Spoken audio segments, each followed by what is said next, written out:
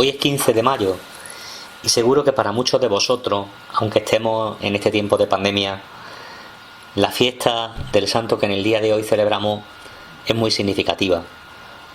Hoy celebramos la fiesta de San Isidro Labrador, patrono de Madrid, pero también patrono de los agricultores.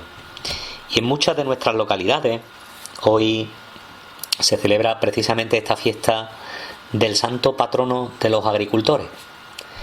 Quizás no sabíais que fue en la misma canonización de Santa Teresa, de San Ignacio, de San Francisco Javier y de San Felipe Neri, cuando el Papa canonizó en el año 1622 a San Isidro Labrador. Hoy el Evangelio que la Iglesia nos propone es el mismo de ayer, que celebrábamos la fiesta de San Matías. Por eso me vais a permitir que traiga a colación algunas anécdotas de la vida de este santo que nos puede resultar lejano y que sin embargo tiene mucho de significativo. San Isidro era un campesino, hijo de campesino sumamente pobre. No tuvo educación de letra, pero en casa le enseñaron a tener un santo temor a Dios y un gran amor a la caridad con el prójimo. Un hombre de profundo aprecio por la vida de oración, por la Santa Misa y también por la comunión. Quizás son esas letras las que más forjan el carácter. Las letras humanas nos hacen saber, y sin embargo hay una sabiduría que pasa desapercibida a los ojos del mundo y que la da Dios, que es esa sabiduría del corazón forjado a la sombra de Dios. Cuando quedó huérfano y solo en el mundo, a la edad de 10 años, San Isidro se empleó como peón de campo, ayudando en la agricultura a don Juan Vargas, dueño de una finca muy grande cerca de Madrid. Allí pasó muchos de sus años, labrando aquellas tierras, cultivando, cosechando, como muchos de los que hoy me oís. Se casó con una sencilla campesina, que también llegó a ser santa. La llamamos Santa María de la Cabeza, no porque ese fuera su apellido, sino porque precisamente en tiempos de rogativas sacaban la cabeza de esta santa cuando había muchos meses que no llovía para que lloviera. El caso es que San Isidro se levantaba muy de madrugada y nunca empezaba su día de trabajo sin haber asistido antes a la misa. La misa era para él la primera y más urgente tarea del día, encontrarse con su Señor en la Eucaristía. Varios de sus compañeros, muy envidiosos, lo acusaron ante su patrón porque se ausentaba del trabajo. Y es verdad que el señor Vargas fue a observar el campo y notó que era cierto que San Isidro llegaba una hora más tarde que el resto de los jornaleros, pero que mientras Isidro oía misa, un personaje invisible, quizá un ángel, y de ahí la iconografía que nos lo presenta con un ángel a sus pies que llevaba una yunta de bueyes, guiaba a sus bueyes y estos araban el campo del propio campesino. Es como si el campesino que está en misa viera como un ángel hace su trabajo. Cuando los musulmanes se apoderaron de Madrid y de sus alrededores, los católicos tuvieron que salir huyendo. Isidro fue uno de esos que tuvo que emigrar y durante un tiempo tuvo que vivir eso, lejos de Madrid. Pero él vivía muy consciente de eso que dice el Señor: yo nunca te abandonaré. Y siempre sintió la ayuda y la cercanía de Dios. Lo que ganaba como jornalero es significativo cómo San Isidro lo distribuía en 3 partes. Una lo destinaba al templo, es decir, a la iglesia. Otra parte lo destinaba para los pobres. Y la tercera parte lo destinaba para el sustento de su familia. Él, su hijo y su esposa. Un día lo invitaron a un gran almuerzo y él se llevó a varios mendigos a almorzar junto a él. El que hacía de hospedero, el que lo había invitado, claro, le dijo que solamente lo había invitado a él. Sin embargo, San Isidro repartió su almuerzo entre los mendigos que lo acompañaban y hubo para todo y sobró. Los domingos, pues los dedicaba sobre todo a hacer un buen rato de oración en el templo, a asistir a misa, a escuchar la palabra de Dios, y por las tardes a visitar junto con su esposa a pobres y enfermos. Dicen pues que en el año 1130, sintiendo que se iba a morir, hizo confesión de sus pecados y recomendó a sus familiares y amigos que tuvieran mucho amor a Dios y mucha caridad con el prójimo. Así murió, a los 43 años de haber sido sepultado. Sacaron del sepulcro su cadáver y estaba incorrupto, como si lo hubieran enterrado en aquel momento. El testamento de su vida es ese: que amen mucho a Dios y que amen mucho también al prójimo, ejerciendo la caridad. Buena lección para nosotros que hoy Jesús en el Evangelio nos dice: permaneced en mi amor. Este será el distintivo de los cristianos.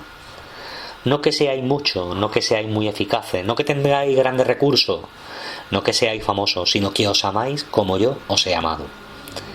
Y es precisamente pues el distintivo que nos marca como un grupo diferente. No nos van a conocer porque seamos muchos, ni porque salgamos en el periódico, ni porque seamos los más guapos ni los más famosos, ni porque tengamos los mejores medios y recursos para cualquier misiva. No.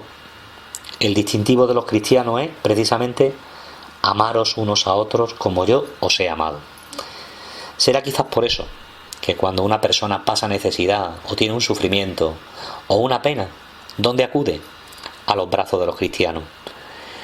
Será por eso que lo que más nos define como auténticos, el termómetro donde se mide pues nuestra valía de fe, es precisamente ahí, en el ejercicio de la caridad. En pleno mes de mayo, en el equinoccio, en la mitad de este mes de mayo, me vaya a permitir que traiga a colación una anécdota de la Santísima Virgen. Era un mes de otoño. Por motivos profesionales, un hombre que trabajaba para una empresa de electricidad acude a un santuario de la Virgen. Uno de los mayordomos de aquel santuario, que atienden las instalaciones, que las tienen limpias, que las abren, se acerca a aquel hombre de aquella empresa de electricidad y entabla con él una conversación, animándole, pues después de un tiempo, a que rehaga su vida, a que emprenda una vida cristiana, a que se confiese. Pero la ordenanza no consigue nada. Aquel hombre se define no creyente y todo resulta como inútil. Cuando la ordenanza se despide dando por imposible la conversación con aquel hombre ateo convencido, ve algo extraño. Observa que aquel hombre, al retirarse del templo, pasa por una hucha del santuario, donde aquel hombre echa una limosna. Y aquel mayordomo de aquel santuario de la Virgen piensa para sus adentros: las llevas claras. Si le has dado a la Virgen algo, ella se la va a apañar para darte más a ti. Y así fue. Contaba el ordenanza cómo al cabo de un par de años aquel hombre volvió de nuevo a aquel santuario y lo buscó para salvarlo. No sabía cómo, pero su vida había cambiado por completo. Aquel hombre había vuelto a la fe y se había comprometido con Dios para seguirlo de cerca. Había hecho entre sus familiares y amigos un gran apostolado. Y es que aquel ordenanza sí sabía cuál era el secreto. La Virgen le había dado más. Pues bien, hoy nosotros le decimos a la Virgen: es poco el tributo de nuestro amor, pero es mucho y grande los cuidados que tú nos dispensas. Quisiera darte algo meritorio, pero no tengo nada. Te doy lo poco que tengo. Te diría que te daría pues mi vida entera si mereciera la pena. Y te doy la pobreza que no sirve. Durante este mes, María, quiero tributarte, no solo este mes, sino siempre, mi cariño pequeño, frágil, débil. Muy consciente de que la llevo clara, porque tú siempre das más, porque tú siempre haces más. Pues María, que nunca pase yo un día sin darte las gracias por todo lo bueno que me dispensa, porque yo sé que cuando tú te empeñas, aunque nos quedemos sin vino, como en Caná, siempre arrancará de las manos de tu Hijo los milagros que hacen que el agua, lo insípido, se convierta en vino de fiesta. Hoy, día de San Isidro Labrador, pedimos por aquellos que se dedican a cultivar nuestros campos. Hoy pedimos para que cese este tiempo de pandemia. Pero le pedimos también que el Señor forje nuestro corazón, no en las letras humanas, sino como se forja el corazón del hombre, a la sombra y al amparo del cuidado de Dios. Que como San Isidro aprendamos que permanecer en el amor de Dios es el secreto para triunfar en la vida, para no errar en la existencia. Que tenemos madre que está en el cielo y que la llevamos clara cuando le dejamos que ella haga todo lo que nuestra pobreza es incapaz de hacer. Que así sea.